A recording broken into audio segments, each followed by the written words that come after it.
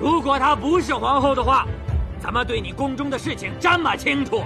啊，你可不要怕伤及脸面，就这么想办法不认结发夫妻了？好，如果她是皇后，我便将她送还于你；如果她在撒谎，我便把她杀了。杀！啊！再这样听下去，会有损士气。你以为只有你会喊？老子嗓门比你大！你这个无耻之徒，就会满嘴喷粪！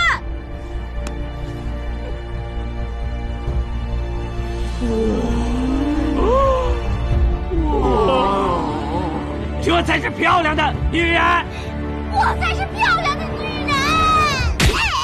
我这个皇后才是皇上的女人。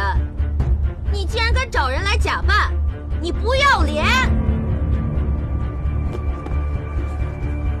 你这是做什么？别胡闹，你这样会有危险的。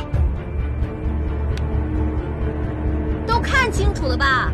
就凭老子这副相貌，也就是你们这些脑子里塞满狗屎的达子们才会相信她是皇后，还把个弱女子绑到两军阵前来。你不要脸！之前我还纳闷呢，你们的城墙怎么那么厚啊？原来啊，是照着你们的脸皮建的。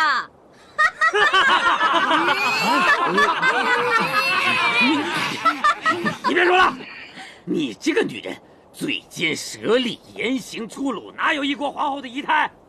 分明就是假扮的。找南蛮子皇帝跟我说话，找个女人冲锋陷阵，算是怎么回事啊？算是怎么回事啊？对付你们这些达子，我们南下的女人就可以轻松应对，何必劳烦皇上？哥们儿还行吧？